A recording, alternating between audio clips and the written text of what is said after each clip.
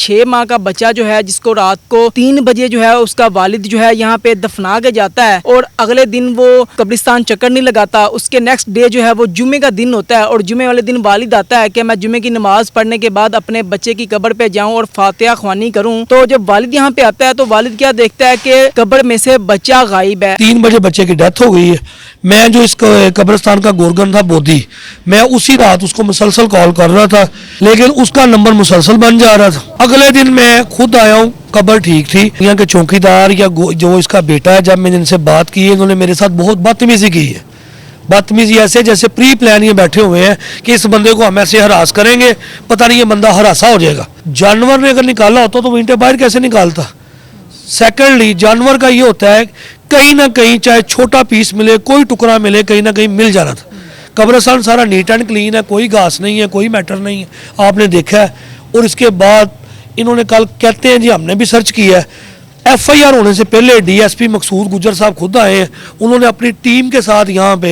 अस्सलाम वालेकुम नाज़रीन, मैं आपका मेज़बान उस्मान और आप देख रहे हैं मेरा पंजाब। नाज़रीन, आप देख रहे होंगे कि इस वक्त मैं एक कब्रिस्तान में मौजूद हूँ। ये मोमिनपुरा दरोगे वाला जो है वहाँ का ये कब्रिस्तान है। यहाँ पे एक बड़ा अफसोसनाक वाक़या पेश आता है। एक 6 माह का बच्चा जो है जिसको रात को 3 बजे जो है उसका वालिद जो है यहाँ पे दफना के जाता है और अगले दिन वो कब्रिस्तान चक्कर नहीं लगाता। उसके नेक्स्ट डे जो है वो जुम्मे का दिन होता है और जुम्मे वाले दिन वालिद आता है कि मैं जुम्मे की नमाज पढ़ने के बाद अपने बच्चे की कब्र पे जाऊं और फातिहा ख्वानी करूं। तो जब वालिद यहाँ पे आता है तो वालिद क्या देखता है कि कब्र में से बच्चा गायब है। अब ये बच्चा कहाँ चला गया, किसने ये बच्चा निकाला, ये पूरी इसरार तौर पे जो है लोग भी परेशान हैं। इस कब्रिस्तान की जो इंतजामिया है वो भी इस हवाले से परेशान है कि आखिर बच्चे को जमीन खा गई, कौन बच्चे को यहाँ से निकाल के ले गया। अब ये सामने रुई वगैरह ये सामने पड़ी है मेरे सामने, और ये कुछ कफन के कुछ कपड़े जो है वो भी पड़े हैं। ये उसके वालिद ने इस कपड़े में इस बच्चे को लपेटा और यहाँ पे इस बच्चे को दफन किया है। ये कब्र अगर आप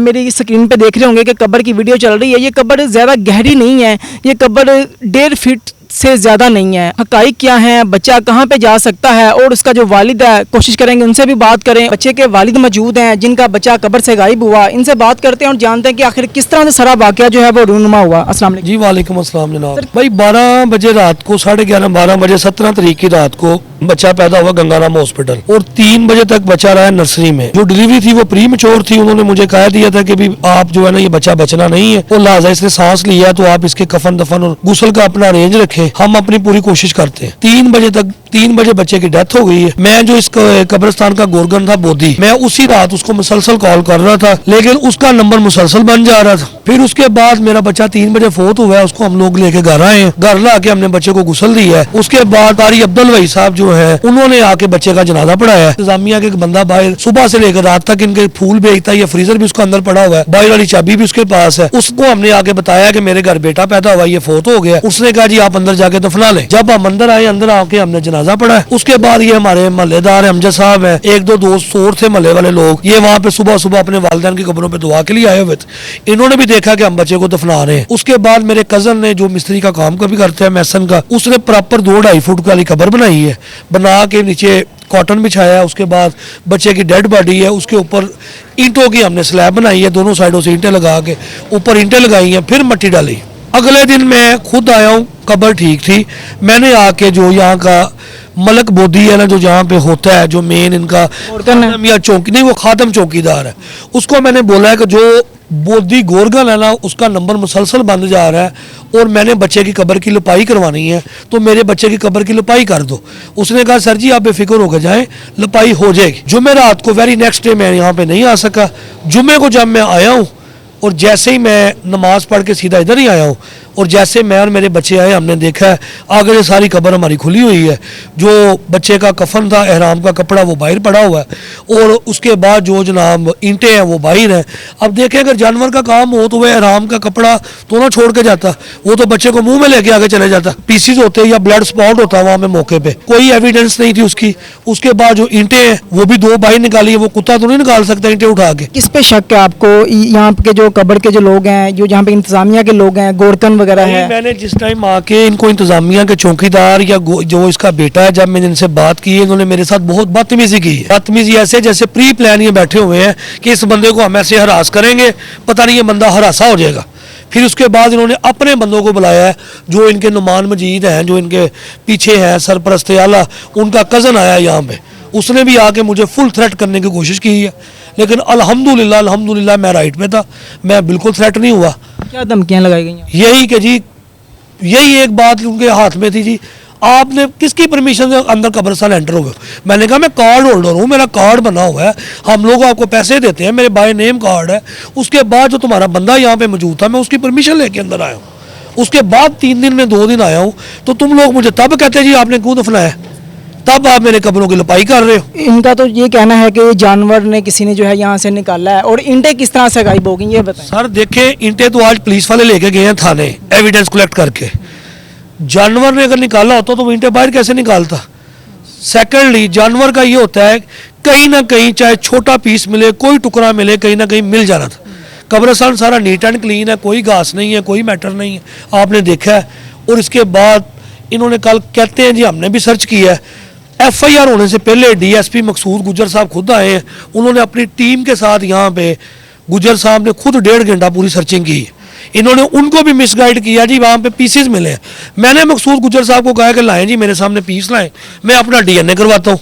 उन्होंने कहा जी पीस तो है ही कोई नहीं, आप FIR करवाएं। ये भी झूठ बोला गया। ये भी झूठ बोला गया।